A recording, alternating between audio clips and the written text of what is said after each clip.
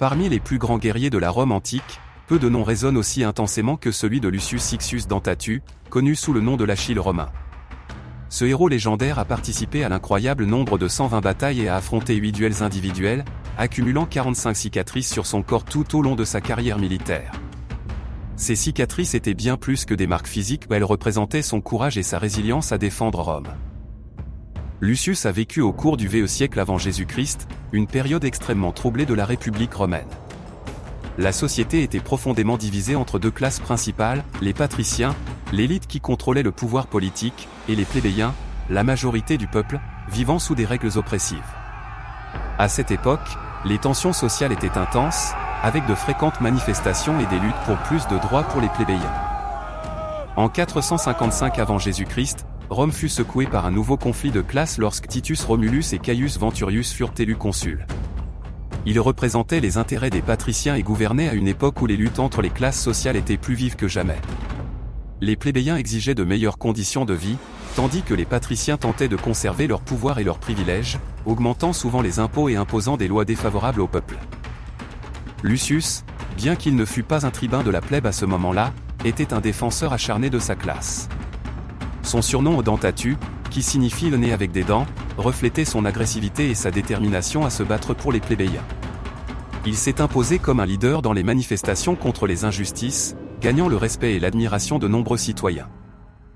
Cette attitude, cependant, irrita profondément les consuls Titus et Caius, qui cherchaient des moyens de le réduire au silence. L'opportunité se présenta lorsque la ville de Tusculum fut attaquée par la tribu des Èques, menaçant la stabilité d'un allié important de Rome.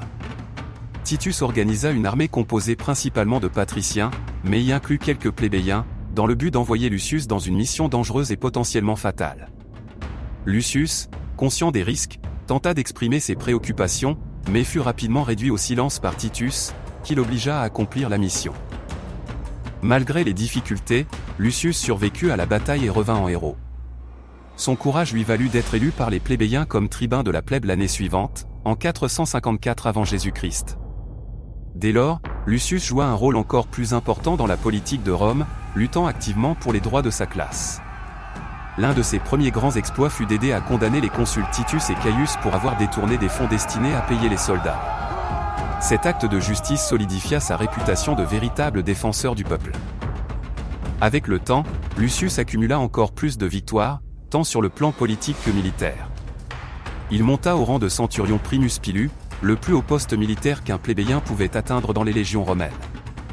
Au cours de sa longue carrière, il fut honoré de nombreuses distinctions militaires, en reconnaissance de ses exploits extraordinaires. Parmi les nombreuses distinctions qu'il reçut, on trouve 18 astapurés, des lances décernées pour mérite militaire. 25 fallerés, des médailles remises pour des actes de bravoure au combat. 160 armillers, des bracelets symbolisant une bravoure exceptionnelle sur le champ de bataille. 83 torques, des anneaux d'or portés autour du cou, remis uniquement aux soldats les plus courageux de l'élite romaine. 26 couronnes, dont 14 couronnes civiques, remises à ceux qui sauvaient la vie de citoyens romains, 8 couronnes d'or, 3 couronnes muralées, la plus haute distinction de toutes, la couronne de gazon. Cette dernière était la plus haute distinction militaire de Rome, accordée uniquement à ceux qui sauvaient des légions entières ou une armée entière pendant une bataille.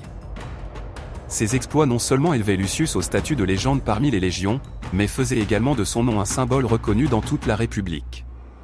Il était considéré comme le protecteur des plébéiens et un symbole que, avec courage et détermination, même un simple citoyen pouvait devenir un héros immortel. En plus de sa carrière militaire, Lucius s'est également distingué comme un fervent défenseur des réformes sociales. Il a lutté sans relâche pour obtenir plus de droits pour les plébéiens, devenant une figure centrale lors des moments décisifs de la politique romaine. Sa persistance à affronter l'élite patricienne l'a transformé en un véritable héros populaire, respecté tant pour ses compétences militaires que pour son leadership politique. Pour les plébéiens, il était la personnification de la résistance contre les injustices sociales. Même avec le respect qu'il avait acquis parmi le peuple, Lucius n'a jamais cessé de relever les défis imposés par l'élite patricienne. Sa carrière ne fut pas aisée, et il dut surmonter plusieurs tentatives de ses ennemis politiques pour le faire taire ou l'affaiblir. Chaque nouvelle victoire, que ce soit au combat ou dans la politique, renforçait son image de leader inébranlable, qui ne renonçait jamais à sa mission de lutter pour une Rome plus juste. Avec tant d'exploits et de distinctions, Lucius Siccius Dentatu devint une légende vivante de son époque. Connu comme l'Achille romain, il fut vénéré comme l'un des guerriers les plus intrépides de Rome. Son histoire est encore rappelée aujourd'hui non seulement pour ses exploits sur le champ de bataille, mais aussi pour son dévouement infatigable envers le peuple romain et sa quête d'égalité et de justice. Il reste, à ce jour, l'un des plus grands exemples de bravoure, de loyauté et de détermination dans l'histoire de Rome.